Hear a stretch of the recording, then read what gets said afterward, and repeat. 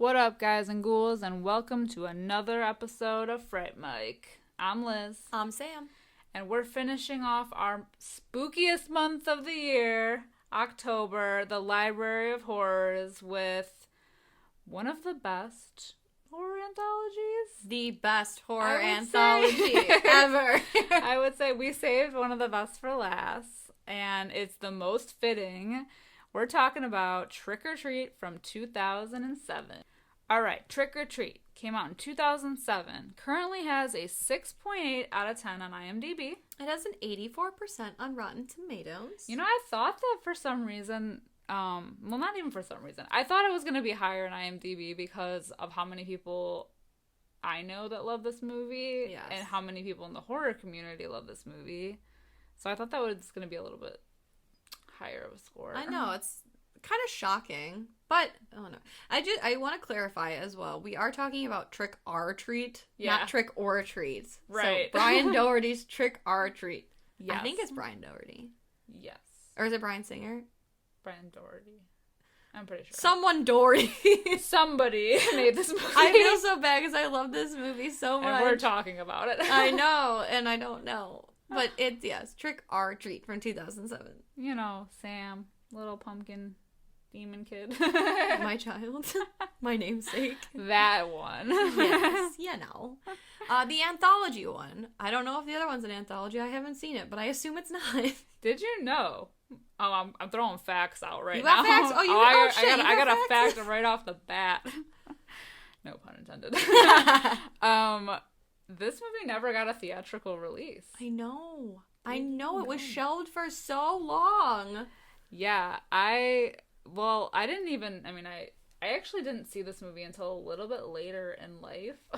Really? So, yeah. So, like, I had no idea, but when we were researching it for the podcast, I was like, oh, wow. Like, no one believed in it. I know. It's so sad. And, like, I don't even know really why it got shelved. Yeah. There's no real oh, well, so supposedly they didn't release it back in 2007 because they were going to release it around Halloween, and Saw, I forget which Saw was coming out, but they didn't want it to compete because they thought it would mess with the numbers.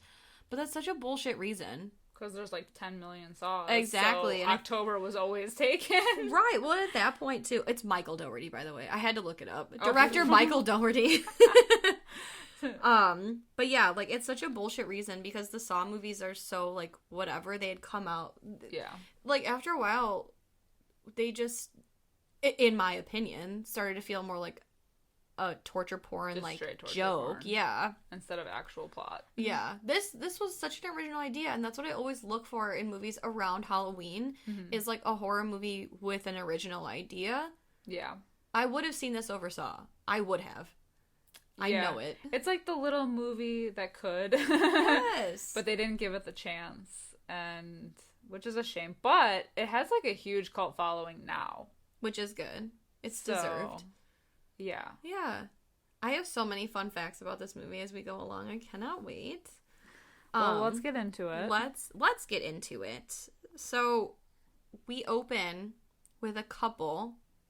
They're coming back from a night out of Halloween shenanigans. Their names are Emma and Henry.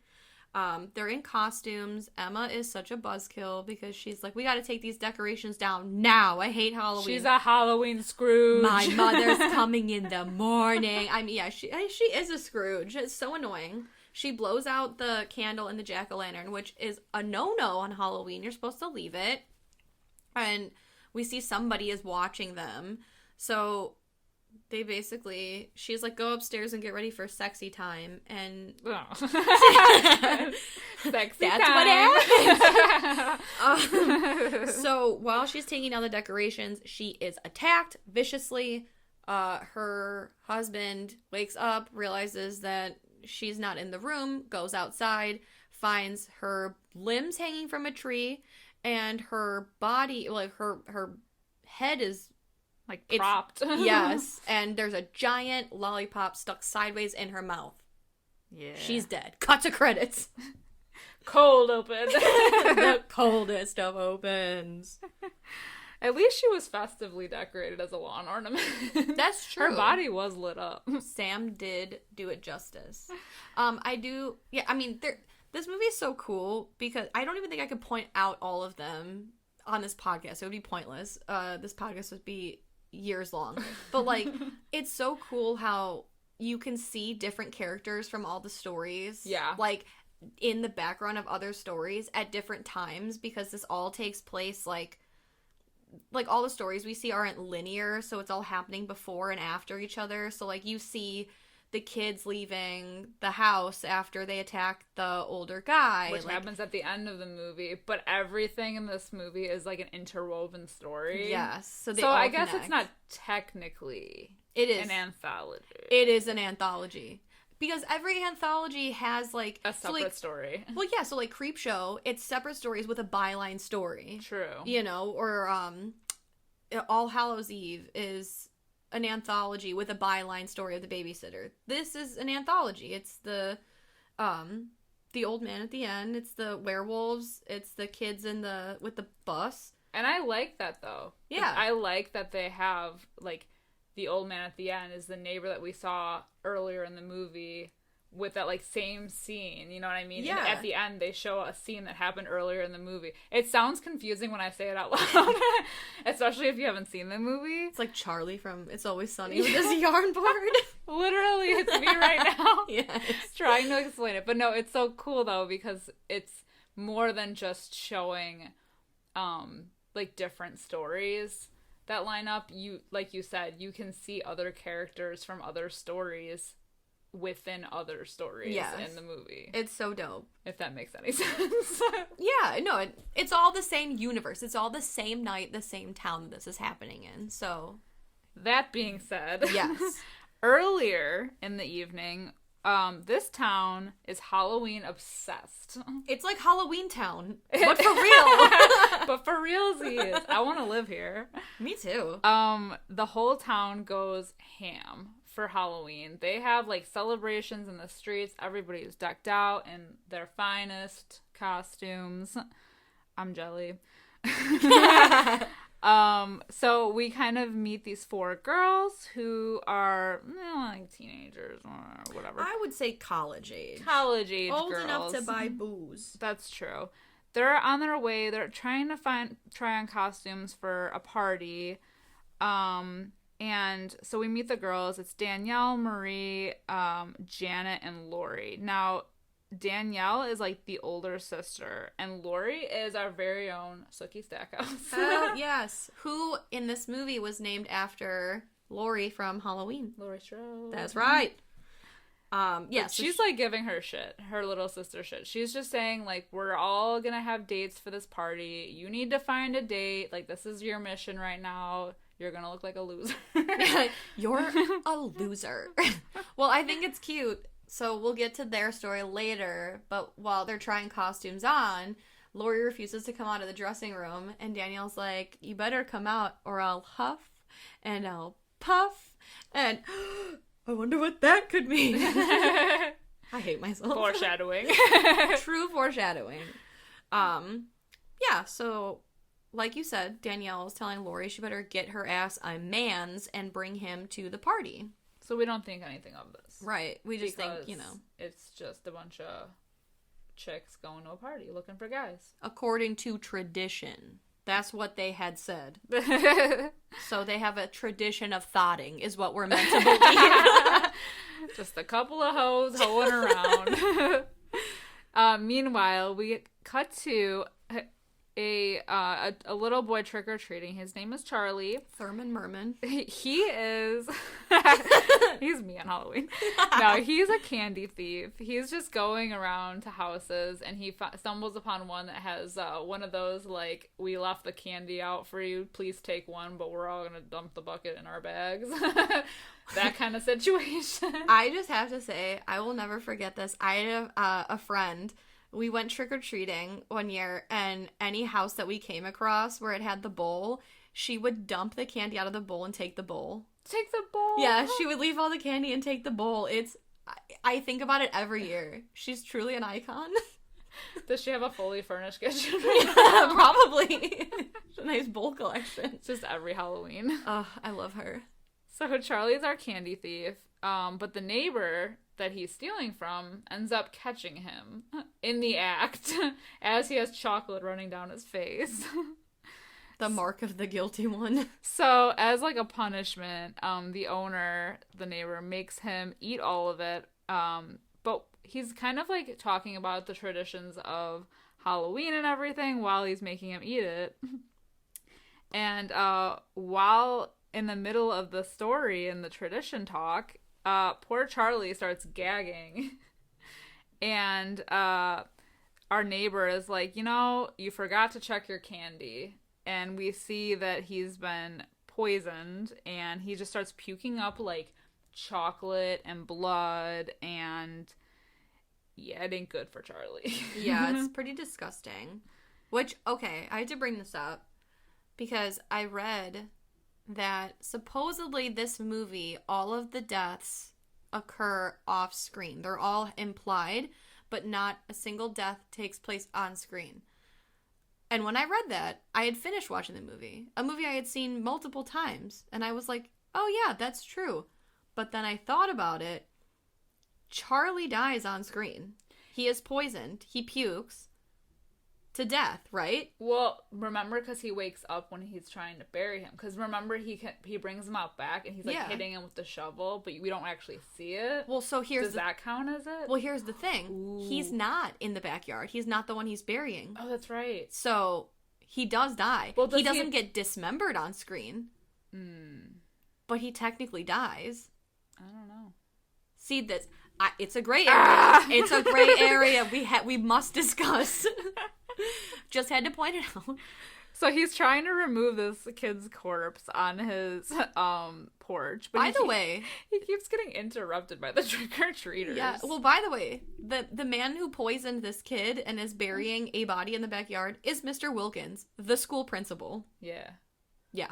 He's just like just gotta, point he's that out. Neighborhood sicko. Yes. He looks like an average Joe, though.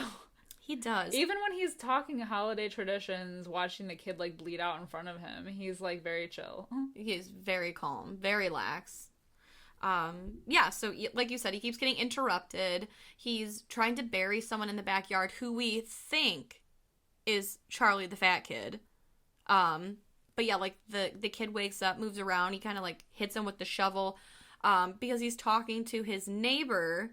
Oh my god, what is his name? Krieg. Right? Krieg, yeah. Krieg. And we hear, like, we don't see Krieg at first.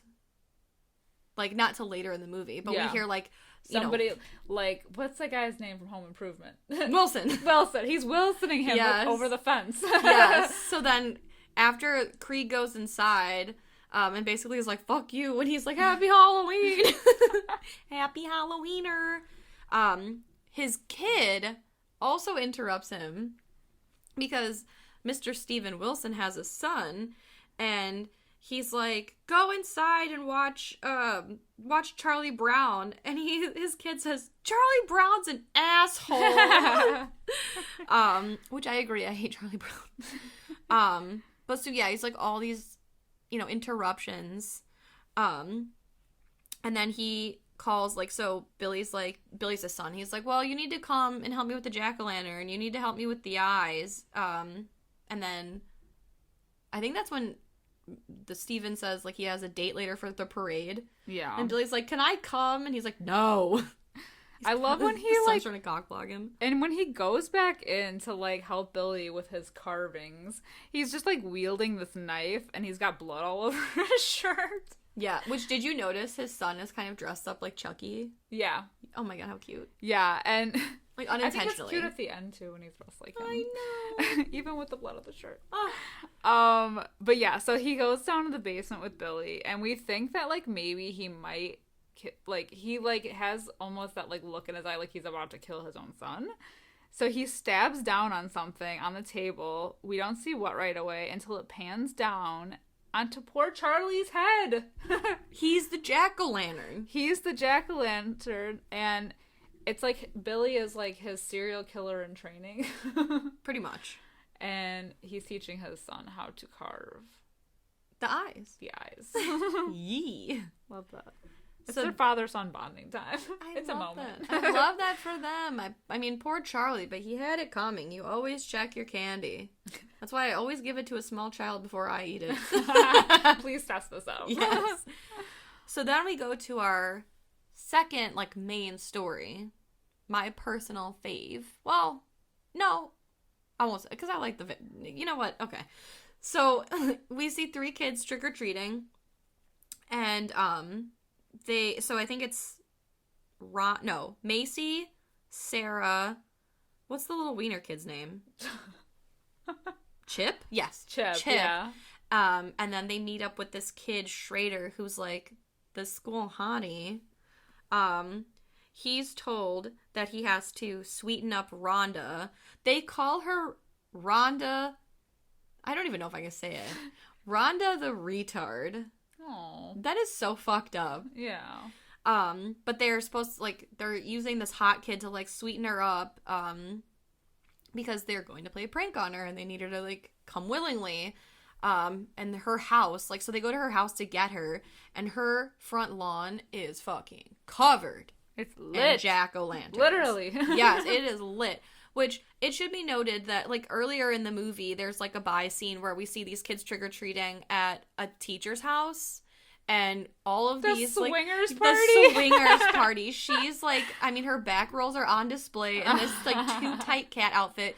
And then they say something about, like... Oh, was that, like, a hot dog butt fucking something? Like, so it's, like, all these teachers, like... This town is wild. Yes, they're fucking going to town. This town, man. Yes. So then they're collecting jack-o'-lanterns because while they're trick-or-treating, they're like, oh, can we take your jack-o'-lantern or whatever? So they're collecting these things for something. It's like a scavenger hunt. Yes. And then, meanwhile, back at the parade that's going on, like Mardi Gras style in the middle of the town, in an alleyway, we see, like, a cloaked figure who's making out with a girl. And he's, like... It just seems like they're, like, macking on each other. And then... we realize slowly that he is biting her all over her body with these, like, vampire teeth. And she realizes she's bleeding. And she runs into the crowd for help. She ends up running into Emma and Henry, who, if you remember, is Scrooge. the couple. Yes, the couple from earlier. And they're like, ew, she's drunk. Get away from her. Essentially. Yes, ew. And then we see... that something, like, you know, the masked man, like, captures the woman again and basically kills her and leaves her dead on the street, and it's just made to look like she fell asleep drunk. Like, props her body up in front of the store. Yes. And disappears into the crowd. Stupid. So our trick-or-treaters, back to them with their pumpkin gathering. They take their wagon full of pumpkins to this, like, town quarry, and so the one girl tells the story about what happened with so basically what it was is that there was, like, kind of, like, I don't know if they're, like, handicapped children. Yeah. So, like, 30 years ago. Yeah, 30 years ago there was a select group of, like, kind of handicapped kids, and their parents were, like, ashamed of them essentially and sent them off to, like, go to school out of town so that they weren't, like, seen. Well, no. Wait. That's not what I got from it. Go ahead. No, go ahead. No, I always thought that they, like, the parents paid off the bus driver to, like, kill them. Well, he did. Okay. So, like, that was their whole thing. But I was really, like, what did I miss? So, like, they had gone, so, like, they were used to being on the bus and everything. So, it was, like, the bus full of kids that were dressed up for Halloween. But, yeah, so the bus driver, the one day, they paid him off. So fucked up. To, like, dispose of the kids in the quarry with, like, you know, taking the bus over the cliff. Yeah. But a couple of the kids caught on to what was going on, and they, like, overpowered the bus driver, and basically, like, they all went in. So none of the kids made it out alive. The bus driver did make it out alive, but he was never seen again. Yeah, so we don't explicitly know that he made it out alive till the end of the movie. Because the little girl, like Macy, who's telling the story, this bitch, she was like, oh yeah, and the bus driver was never seen or heard from again. And they bring it up because, like, Chip asks, like, oh, what actually happened? Like, did the bus driver, like, really never make it out? She's like, I don't know. I wasn't there. So we don't know that he made it out till the end of the actual movie. Yeah. Which is exciting. So the trick-or-treaters, like, that are listening to the story, they want to leave. They're, like, over this. But they want to, is it Macy? She's, like, Macy's, like, the leader, yeah. The leader. She decides that they're going to use, they were collecting the jack-o'-lanterns to, kind of, like, offer them up to the, like, in memory of the 8 students or the kids that drowned in the quarry. So they're gonna, like, send them off, and so they go down this, like, kind of cool, like, elevator shaft thing that, like, goes down into the quarry. So 3 of them go down first, and then 2 follow. But as they're coming down, they hear the rest of them, the group, screaming. And all of the jack-o'-lantern lights go out, which is, like, such a cool scene because it's, like, kind of foggy and everything. Yeah. And of course, the one girl, I think she's the one that's, like, with Chip, the one that's at the end. Oh, wait, Rhonda? Yeah. She goes to investigate, and she sees, like, this vision of, like, the bus in the quarry. But all of a sudden, like, creatures emerge out of the water, like, so they're, like, the zombie kids. Yeah. From the bus. So she ends up running to the elevator, and she ends up finding Chip getting eaten. Like, his insides or his outsides now. Like, oh yeah, it's a mess. Yeah. You can't tell what's what. So she kind of falls and gets knocked out, but she does end up coming to, and it turns out that it was all a prank, and that the other 3 were just pranking her, and that Chip isn't really dead. So they're like, whatever, we're gonna leave. Like, she's over it, but they're all gonna leave. So they end up trying to leave, but they end up hearing noises. And they're all like, what the fuck is that? Turns out it's the kids. It's the actual zombie kids. There are zombie kids. There are zombie fucking kids, and they're coming for you, bitches. So they're all screaming. They are running back. So I think, who is it? Oh, Sarah, the one little girl with the headgear. Yeah. She has major headgear. She ends up getting pulled back by the group of kids, and they're like, bye, bitch, and they leave her for dead. So Rhonda, who has had her wits scared out of her, she's in the elevator, which is savage. Operated only by a single key, which Rhonda has, and she's locked herself in the lift, and so Chip, Macy, and Schrader, they're all like, please, please, please, let us in, and she's like, absolutely fucking not. Bye.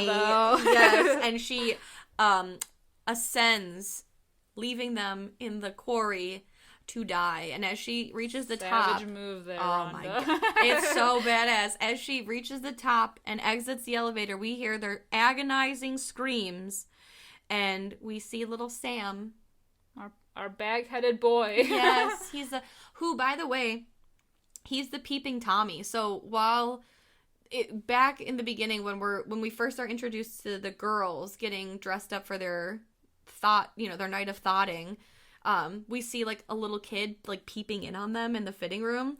That's Sam. Yeah. That's so cute. It's like his own cameo within a movie. Yes. But yeah, so Sam and Rhonda share one of those, like, Fast and Furious, like, bro nods. Glances. Like, yes, and then Sam walks that towards the quarry. nod. Yep.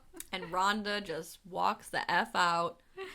Bye. Meanwhile, we're back at the parade, and we have Lori, aka Sookie, dressed as Little Red Riding Hood. Still looking for a date, but she ends up seeing the vampire guy from earlier, the one who, like, disappeared into the crowd. She ends up walking to the party, and the vampire man attacks her in the woods and bites her neck. And so we think that's it for her. So that's all they show. And then, meanwhile, we get to the actual party, which is taking place in the woods where the rest of the girls are. And they're kind of worried about her. They're kind of, like, wondering where she is. And then a scream. And then a body falls into the middle of the circle. And it's in the red cloak that she was in. Exactly. Which this scene is so fun anyway. So, like, before that happens, they're, like, waiting for her to show up, and Danielle's, like, you know, she says, oh, Mom always said she was the runt of the litter, and meanwhile, they have a date waiting for her, who, this is so fun. Okay. The date that is waiting for her is this, like, a large man in a gigantic baby costume. Fun fact. I know this movie gets a lot of hate because it's a terrible, like, 2000s movie, but 13 Ghosts, do you remember the giant baby? It's the great child and the dire mother are two of the ghosts. Mm-hmm. He played the giant baby in 13 Ghosts. Oh, so he was the great child in 13 Ghosts, and now he plays essentially a giant child in this. Oh, so it's like a fun little cameo. So now he's typecasted. Exactly. So, yes, the body falls in the red cloak. They go to investigate, and inside is the man, the masked man, and he's begging for help. And then our badass Lori strolls in, and she was like, ugh, he bit me. You're disgusting. I try to play hard to get, and this is what I get, his creepy tongue all over me. But yeah, so that happens, and I think it's Maria unmasks the guy and pulls the fake teeth out of his mouth, and you find out it's Stephen Wilkins. It's Mr. fucking Wilkins. And expert carver of children who left his child alone so he could go thotting at this fucking so this is a cool, because then after they, like, unmask him and everything, and he's, like, whining, they, like, pan out, and you see all of the dead bodies around the circle. Including a guy in a hot dog costume. Did you notice that? Yeah. So one of the teachers. So, yeah, he's, like, looking around. He's assessing the situation. It does not look good for him.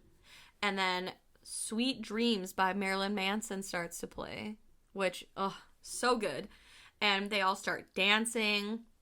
And Lori straddles him, and she's like, oh, I wanted my first time to be special, or some shit. And they all start transforming into werewolves. Oh my god. What a shocking turn of events. And I guess the guy who did the werewolf, like, prosthetics and, like, special effects is the same guy who did them for Underworld.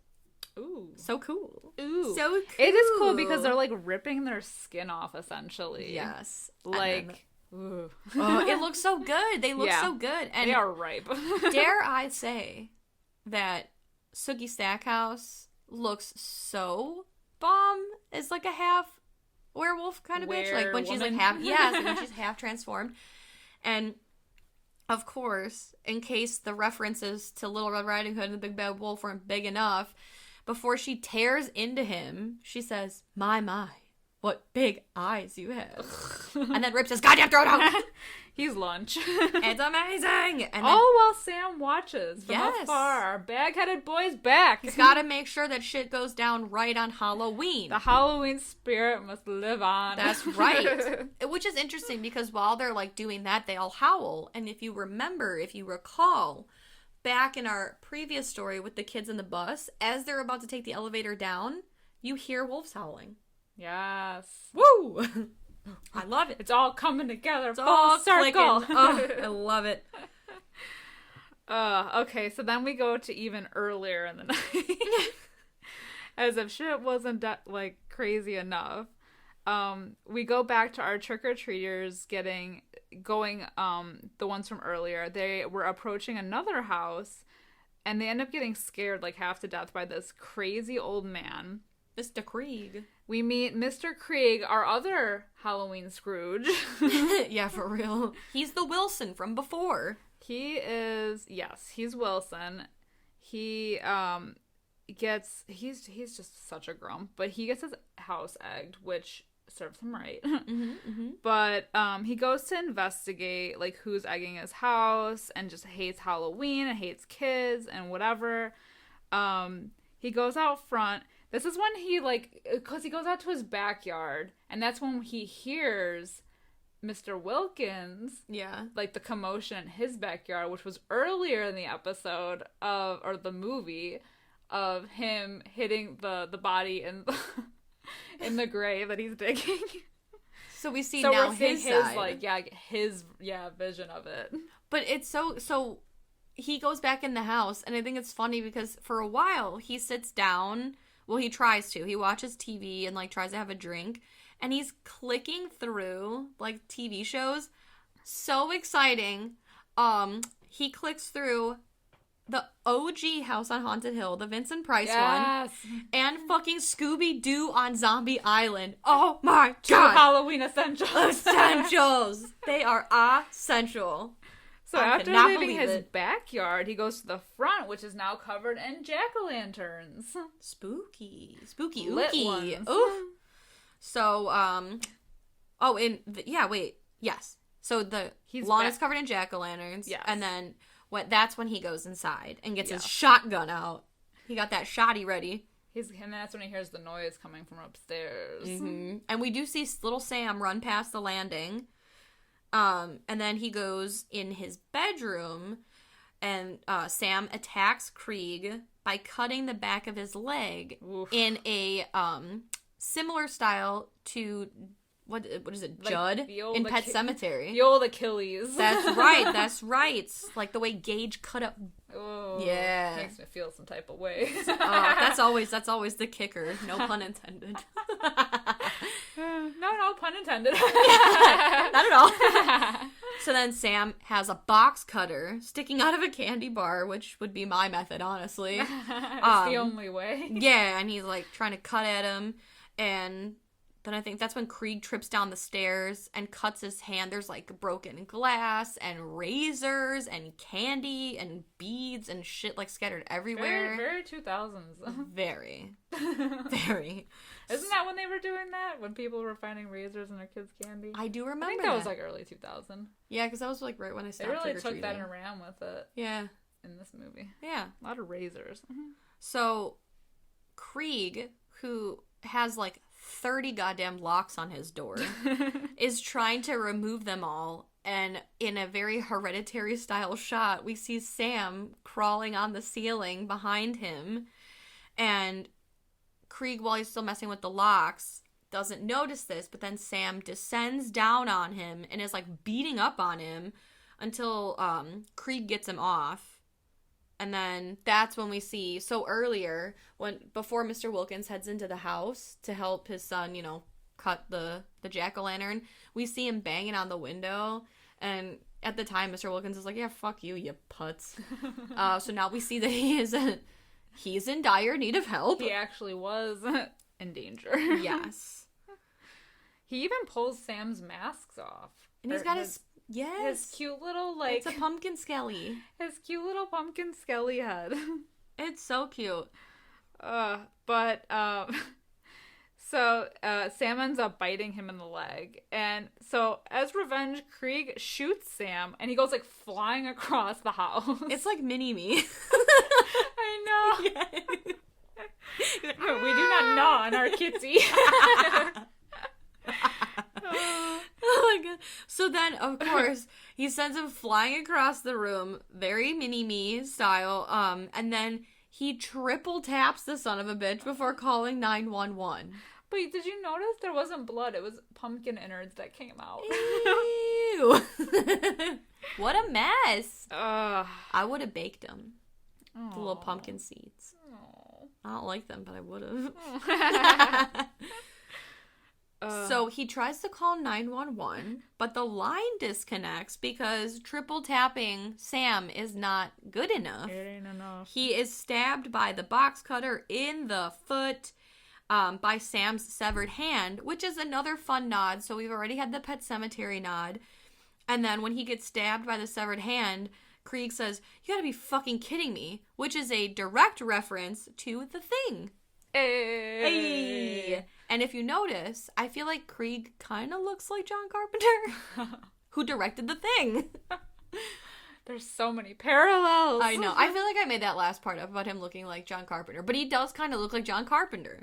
Hey, maybe they were going for that. Right? Don't at me on that. Don't at me. Don't at me. He looks like John Carpenter. So Sam pieces out.